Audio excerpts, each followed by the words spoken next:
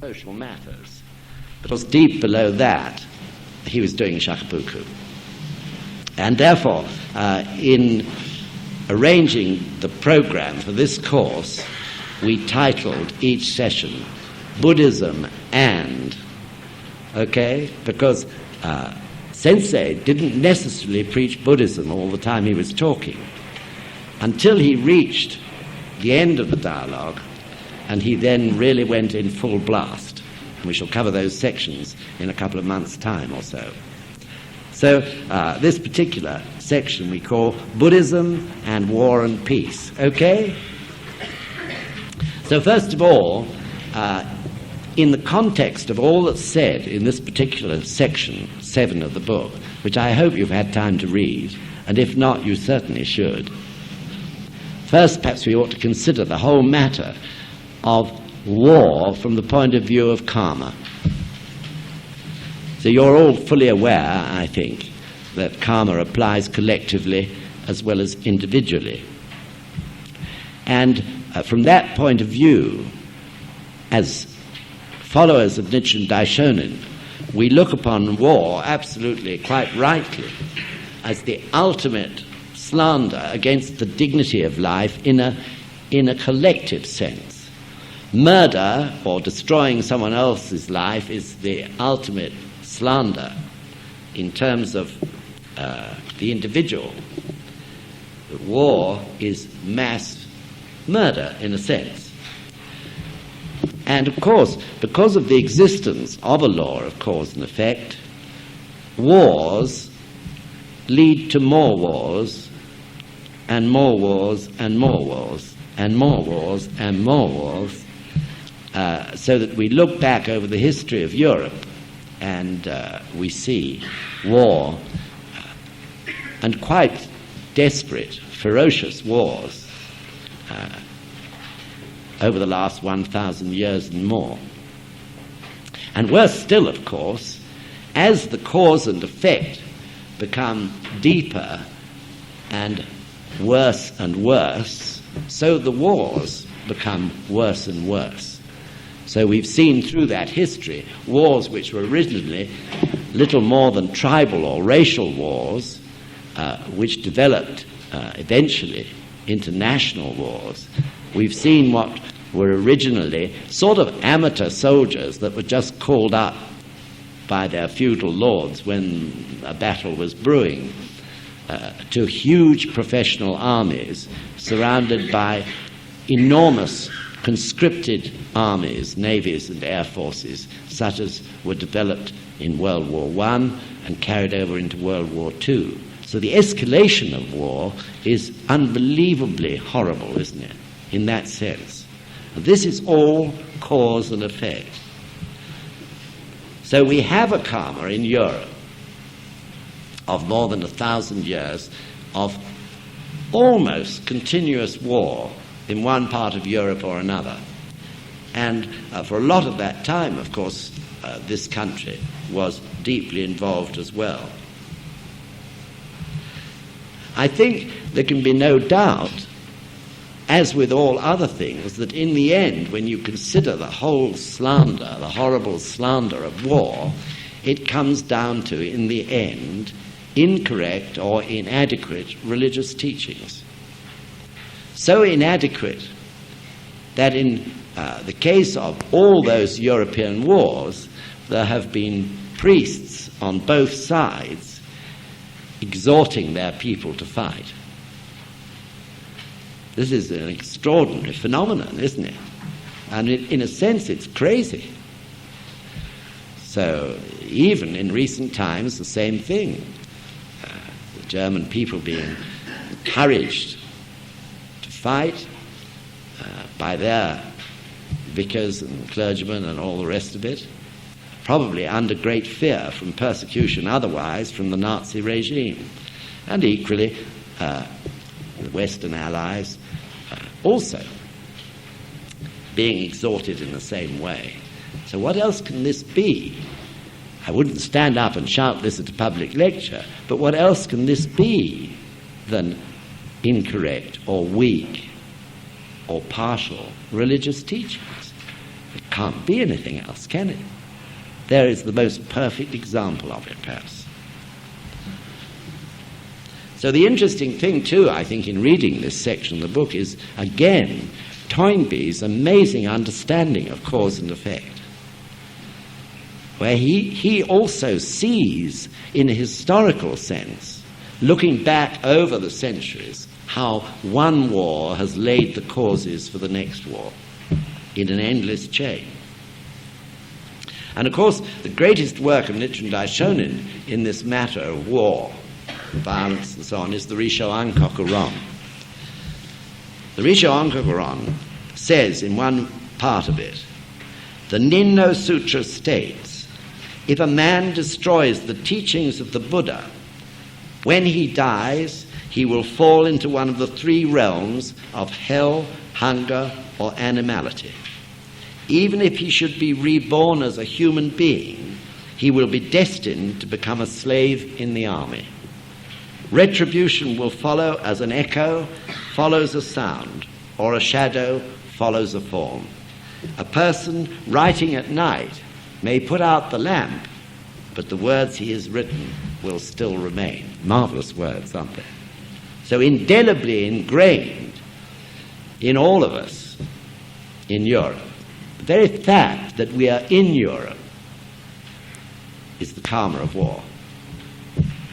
Even though we may come from the West Indian Islands, from an ancestral point of view, or from India or Pakistan or wherever, still somehow, in an extraordinary way, every one of us who lives today has that karma of war ingrained in our lives. And of course, in many other parts of the world too, the same would apply. So slander, the continuing slander of life in terms of war, is the inherent cause which constantly, or rather I should say the external cause, arising from the inherent cause of the three poisons of hell, hunger, and anger. So the authors then go on to consider the external cause in quite a lot of detail, and I found it extremely interesting.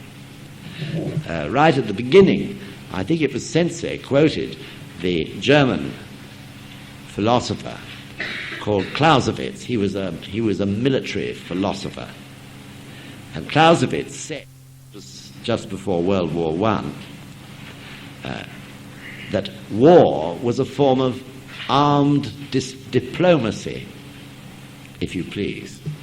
When discussion failed, inevitably human beings went to war to settle a matter one way or another. I'm really now looking at this, nearly as we are entering the 21st century. One would have thought that might have been said by someone 1,000 years ago, to have such a philosophy and to proudly preach it. But in fact, it was only just before World War I. So Toynbee rightly says it might be nearer the truth to say that war is the nemesis of the failure of diplomacy, which is much more near the point, I think. Even Winston Churchill once said, jaw, jaw is better than war, war. It was a famous comment of his. So the great question is, why should diplomacy break down, isn't it? Because it's always when diplomacy breaks down that war occurs. And both Toynbee and Ikeda absolutely agree that it's all to do with economics. It's economic pressures, in other words, that bring about war. So to open that up a little bit more and examine it, in the earliest times, war was usually waged by tribes and so on in order to occupy additional territory, perhaps to capture a few new wives because they felt they were too inward-looking or whatever it was in their own tribe. And also, of course, war could be waged in order to defend your own territory and prevent your own women being snatched by someone else. There are quite sort of simple reasons in a way, but in the end, even there, the reasons were economics. They wanted land to grab in order to provide more places for them to grow crops, or perhaps the place had some indigenous crop that was important to them. Anyway, basically simple reasons, but nevertheless economic ones, even in terms of keeping the tribe going by having every opportunity to create strong, good, healthy children. So as these wars developed, of course, that original fundamental simple reason became more and more expanded. So we see in the recent hundreds of years, wars, especially from the time that sea power enabled people to cross across oceans without too much difficulty and make use of the economic resources of countries overseas. War expanded beyond the confines of a particular land area all over the world. People were greedy for more raw materials. They were greedy for more markets for their production, particularly after the Industrial Revolution and the mechanization of production. This became a sort of driving force. Again, one sees in it, of course, the poisons of greed, hunger, and plain stupidity and ignorance. Or equally, they wanted to defend their sources of raw materials. So if you go back and take a few examples, for instance, the Vikings and also the Norman invasion of William the Conqueror, this was due to, all in the end, the reasons were economic. They wanted the rich, open pasture lands of this country in order to have more wool and make better products and clothe their people and give them an outlet for their desire to trade. Also, in the Middle Ages, war was often used as a way for a king, certainly in this country, and to a very great degree mirrored in France, to raise money.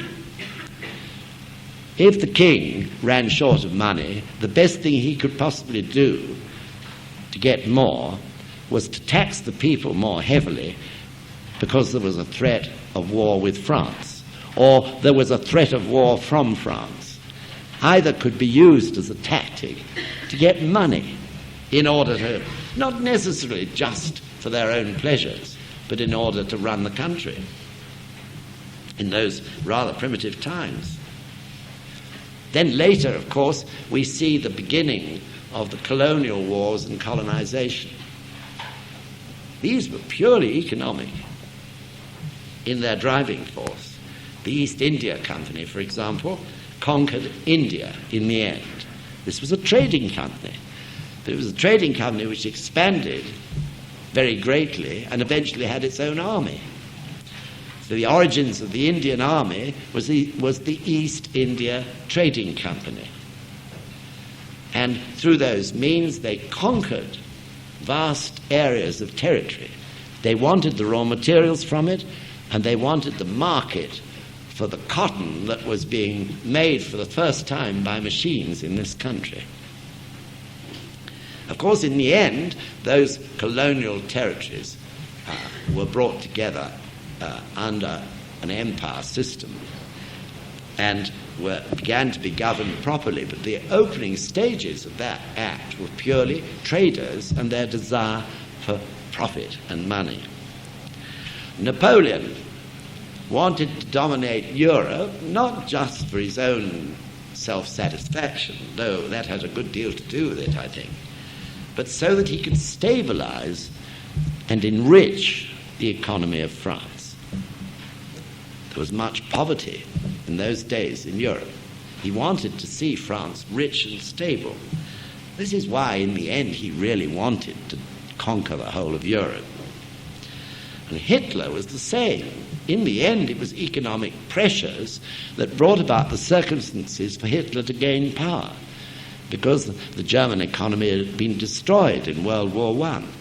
So he had a perfect field in which to incite the feelings of the people and create the regime of a special, based on the idea of a special Aryan race and all the rest of it. But actually, it was economic reasons that enabled him to do such a thing.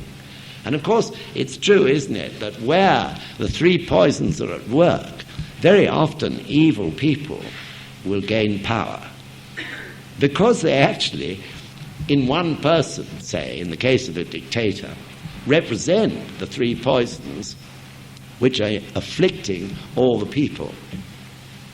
Why do the three poisons afflict people? Because they have no means of battling with it. So you have to have an incredibly powerful religious practice and philosophy to do battle with those three poisons, which are innate in life. They can rise up in any of us, any time, unless we have the positive power to overcome them and keep them under control. Japan also started its colonial empire building because Japan was a country with very limited raw materials. Most of Japan, as you know, is mountain. Only a third of Japan is arable land, or land which is livable on by large numbers of people. So it was the economic pressures of a growing population which made them look outwards beyond Japan and begin their own colonial wars. And of course, interestingly enough too, even in more recent times, for example, Afghanistan also has an economic background to the war which broke out there and which Russia began. Russia, for hundreds of years, had wanted a trade route and a port on the Indian Ocean. All the problems which lasted for the 250 years or so of the British Empire in India was because of the Russian threat on the northern border. There was always that worry that the Russians wanted to break through so that they could have that port and trade easily in the southern seas. Otherwise, during the winter, the Russian ports were all icebound, and this had a severe effect on their economy and their expanding population. So again, one sees that pressure of the economy. So, what the two authors summed up in their discussion on this point was that in recent times, to a growing degree, war actually stabilizes huge, complex economies. It actually stabilizes it because it uses up surpluses. These huge economies are created. The population also expands as the standard of living grows, and the number of mouths to feed and the number of people to clothe, the demands of the people for more in this material world are never ending. And of course, the businesses that are created have got to have something somewhere to sell their goods. So it is the tendency, particularly in modern times, of businesses and factories to overproduce. Surpluses grow. We see it now in the economic community with all the huge mountains of butter and milk and wine and all the rest of it. Overproduction which is permitted because it gives employment to the people. This struggle to find some sort of balance in an economy which is actually out of balance because people don't understand the law of cause and effect, and they don't understand the way one thing can lead to another in that way. And you'll see this more and more in this talk today. So war can stabilize economies and provide a market for surpluses. That's the point. The actual war effort unites or unifies the production system of a country and gives it an outlet. It's sort of sinister, isn't it? That in the end it's those sort of pressures which are creating war. But of course, please remember we're talking about the external cause. Still deep down there's the inherent cause, which are those three poisons. So of course, as that, through the war effort, the economic and technological development is enhanced or grows or is encouraged to grow, you in turn are actually creating the circumstances for another war. It's extraordinary, isn't it? So when you think that two world wars happened within 21 years of each other, and I'm always saying this because it seems to be the utter, imbecility of human beings, when you think only 21 years between the two, what was it that created such a situation? So in the case of those who lost that war, their economies were destroyed and they had to recreate it in as rapid a way as they could. What better means to do so than to have the whole nation united with the idea of going to war again? So this is the cause and effect, the endless chain. Everything is in a state of imbalance, in other words.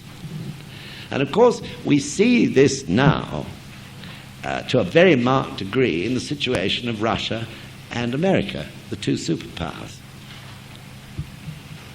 The two superpowers are wading their way through perfectly horrible economic situations, as I'm sure you realize through reading the papers. They're in great difficulties. So once again, there is this imbalance. And of course, it could lead to war as the only outlet. We already see it happening in terms of minor wars, which the superpowers are dabbling in one way or another. The Russians in Afghanistan, with perhaps that ultimate reason, originally in their intention, because it's always has been a desire in Russia to have that port and that trading route in the southern seas.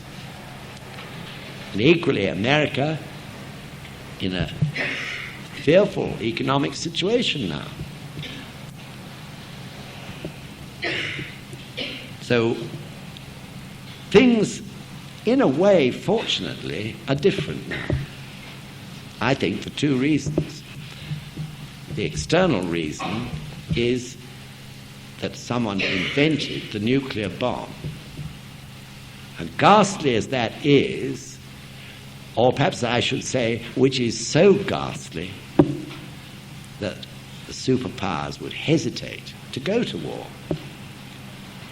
They try to exert their influence and dominate through minor wars.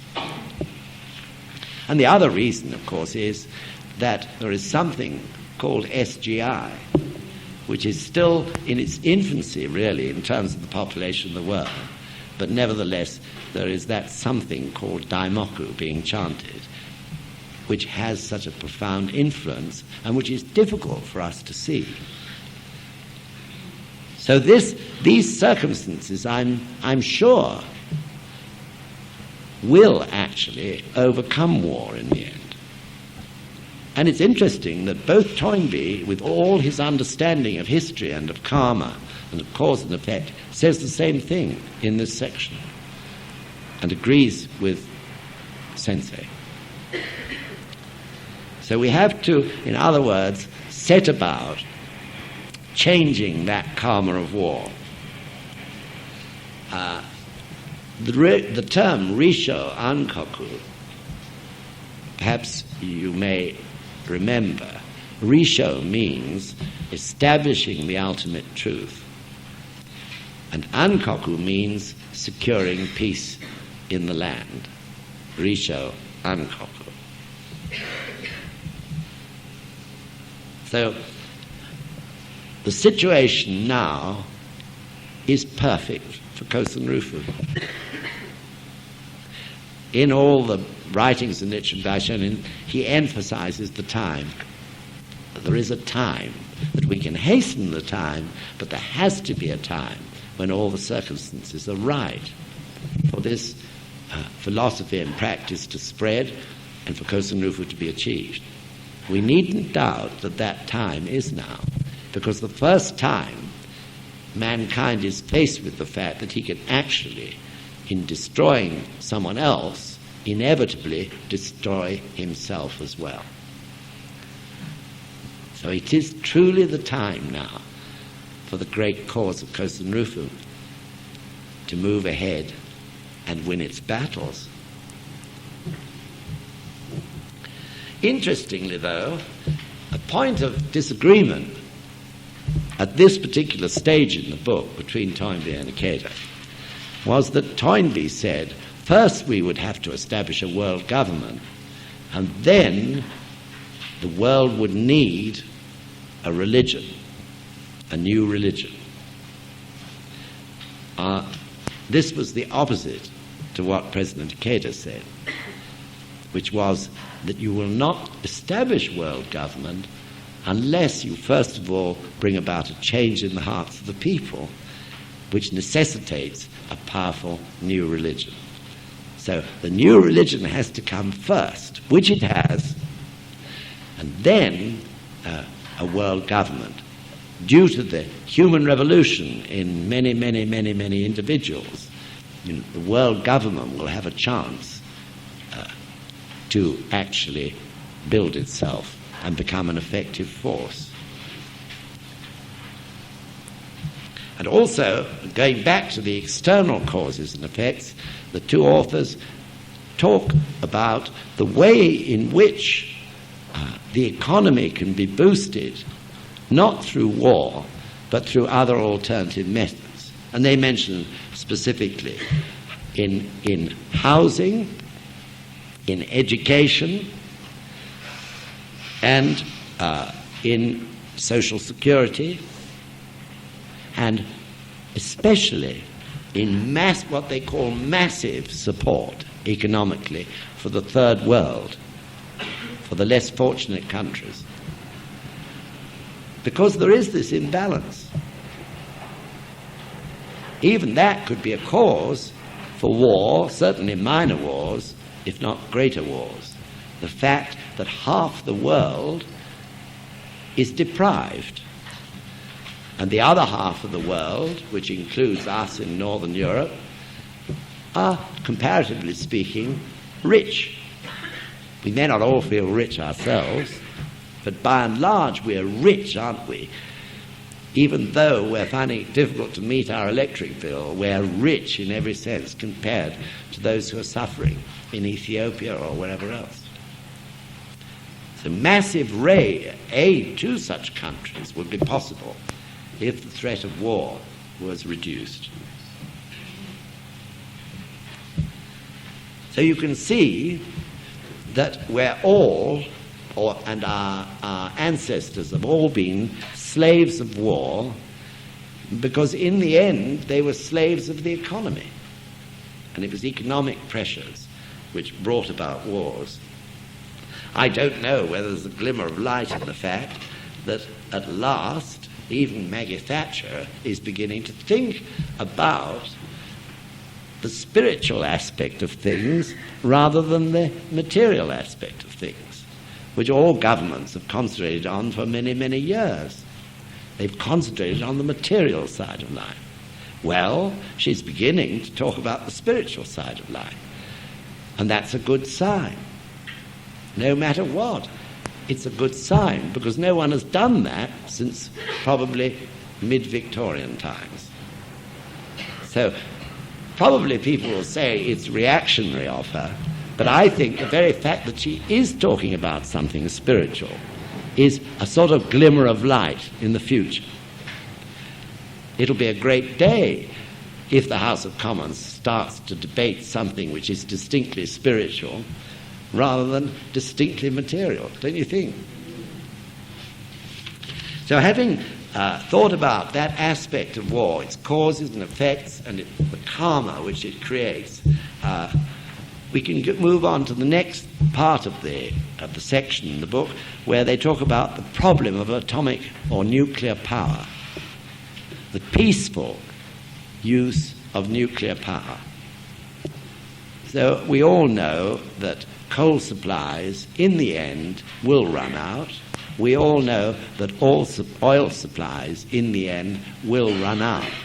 And the problem is that nuclear power is created through uranium and so on, which is used in only very small quantities. Of course it could run out in the end, but it will take much longer for the way in which to make a nuclear bomb run out as compared with oil and petrol.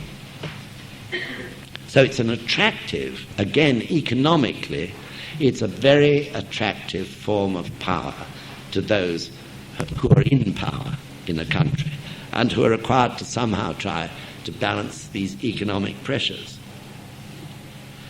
But of course it's an incredibly dangerous form of power.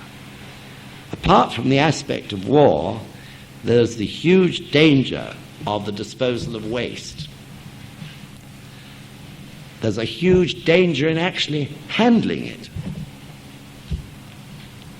And of course, so long as it's used for peaceful purposes, it can very easily be switched by scientists to warlike uses. So there is always a danger when that form of power is uppermost. Sensei proposes, and indeed now others are proposing strongly, some system of inspection would be essential. But for that to work, you need a strong world government, really,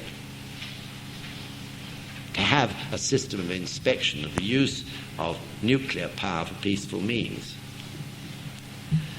However, as he says, if you can't achieve it in one step, which you certainly can't, then the only thing is to grind on step by step by step until that sort of inspection system is achieved. But of course now there are other dangers popping up.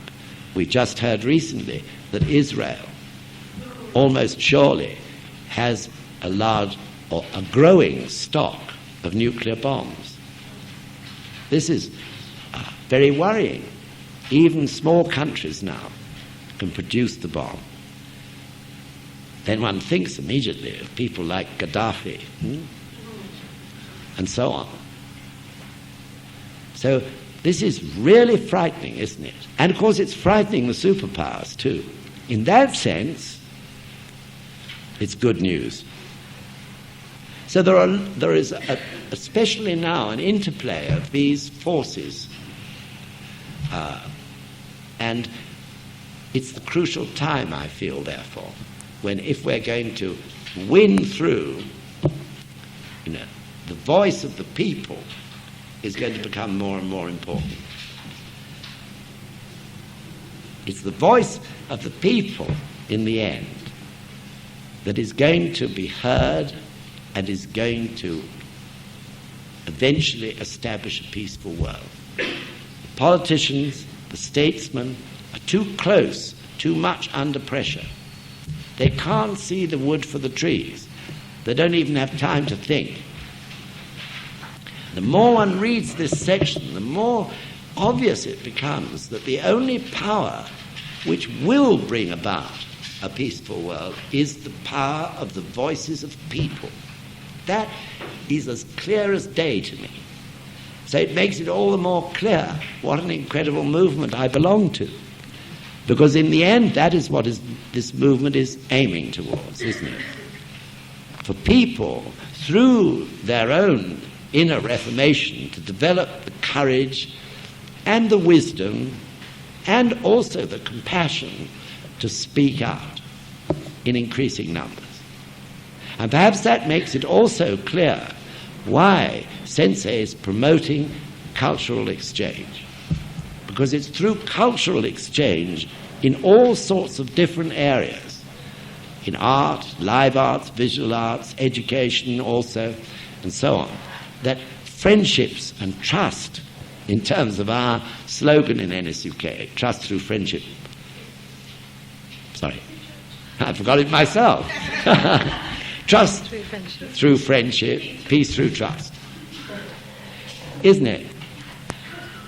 That's the only way. The more people of various countries right across the globe get to know each other in these various ways, then the more united the people of the world will become, and the more determined they'll become to stop war and establish peace forever. It'll take years, of course, but we have the privilege of being in on it from almost the very beginning. So at that point, I'll ask Sandra to read. It's actually, those of you who've got the books, page 189. This is Dr. Toynbee talking. Unless and until the people of the world agree to renounce the use of atomic power for war, and unless and until we have established a world authority with effective power to ensure that this renunciation is scrupulously honoured in practice, it will not be safe for us to go ahead with the use of atomic power for peaceful purposes. An effective world authority for controlling the use of atomic energy presupposes the establishment of an effective world government. By this I mean a government that will be able to enforce its will throughout the world as effectively as Qin Shi Huangdi was able to enforce his will throughout China after the year 221 BC, and as effectively as Hideyoshi and Ieyasu were able to enforce their wills throughout Japan. Hideyoshi and Ieyasu were the Tokugawas. Ieyasu was the Tokugawa. So Toynbee is very adamant, isn't he? But this book was written now 1973. So it's already 12 years or more, no, more than that, old. And I'm afraid people are going ahead in the development of nuclear power for peaceful purposes. So we have a great problem there, and something that is going to have to be solved. And perhaps, Chernobyl and the ghastly suffering that occurred through the leakage made people think. And it'll happen again. Of that I've no doubt at all. It's not a comfortable thought that on this little railway, which is just, where is it? Here? Here? Or here? I've lost my bearings. Anyway, on that little railway, quite frequent intervals, they're running trains with nuclear waste. It's a thought, isn't it? So movements such as creating nuclear zones, nuclear-free zones, I believe are incredibly important. It may seem nothing if, say, a small town somewhere in one of the counties announces that it's a nuclear-free zone. But I think it's an incredibly important step. They may have nothing to do, nuclear trains may not pass through their county or whatever. They may have no direct link with nuclear production at all. But it's an expression, or should be, an expression of the will of the people in that particular town. And that has an important effect maybe on the people in the next town and the next town and so on. Japan is the only nuclear-free zone on a national scale that exists in the world. But I hope that as the nuclear threat becomes more and more a problem which people see has to be solved no matter what, we'll see other nations becoming nuclear-free zones. Some way the nuclear threat has to be tackled. Actually, it's quite interesting in my notes for this lecture, because at the last New Century session, what I was quoting was not Chernobyl, because it hadn't happened. It was Bhopal. And I said, look at what happened and the suffering from the leakage of chemicals that was from that chemical plant in India, where thousands and thousands of people suffered. That time there had been no Chernobyl. Now I can actually say, that's the way things are going. I can actually say now, 2 years later, look at Chernobyl. It's quite a thought, isn't it? So on that thought, probably is a good time to pause. It's 2:00, isn't that right, Sandra? And to have what? 20 minutes break for coffee. I think so.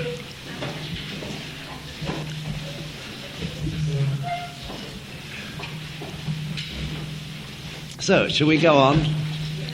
Good. So we were talking about the dangers of the use of nuclear power for peaceful means, the incredible dangers that still exist. And as you know, apart from Chernobyl, there are dangers in how to dispose of the waste. They say they've invented a container that will not disintegrate until what it contains is no longer harmful, but there is no way really of knowing that. And they're dumping these things in the sea. We've no idea really whether what they say will actually last and prevent any danger. If you go up to Cumbria, you visit the members there, especially in Whitehaven, which is near to Sellafield, you'll see what the effect of having even a nuclear plant near where you live has. So, for instance, it's extremely difficult in some areas there to grow anything in your garden. The gardens sometimes are barren, where the wind blows in that direction. And the coastline of parts of Cumbria, near Sellafield, is a ghastly sight. I've no idea what the chemicals are that are turning the sea a different colour near the coast and causing huge areas of sort of froth. I can only describe it as, to cover the beaches and so on. It's really horrible. I'm happy to say we have one member working at Sellafield. That's a good thing. And it leads to the point I wanted to make, that where we talk about, where I was talking about the voice of the people being the only way to stop this, I'm not necessarily talking about mass demonstrations. I'm talking about the voice of each person on their own chosen path of life, because that, as we know, is the way, so far as the Causton is concerned, Causton is achieved. It's the voice of one person having the courage to express their views and feelings in all fields of society that is the most powerful thing of all. Far more powerful than a mass demonstration in Hyde Park, which is a one-off thing, and once it's over, it's forgotten. But the voice of the person who, almost often without realizing it, is expressing the teachings of Nichiren Daishonin about life, at work in a doctor's surgery, maybe his receptionist, in a school, one person, in Sellafield, one person. Gradually there may be more that join them, support them, looking at everything from the aspect of the Gohonzon and of Nichiren Daishonin's incredible philosophy of life, rather than from common or garden way, which is seeing only the external causes and effects of things and not the inherent cause, that is the way things will change. And that is why, again, Sensei, in launching the cultural movement, is thinking of individual relationships between people, not mass relationships. So, in due course, we're hoping to have a great exhibition of Japanese treasures. Every person involved in that, in one way or another, is going to meet other people in the same sort of field, people who appreciate those sort of things, people who are working in and amongst them, making their living out of them. Doesn't matter which way, but there is common ground between people all over the world.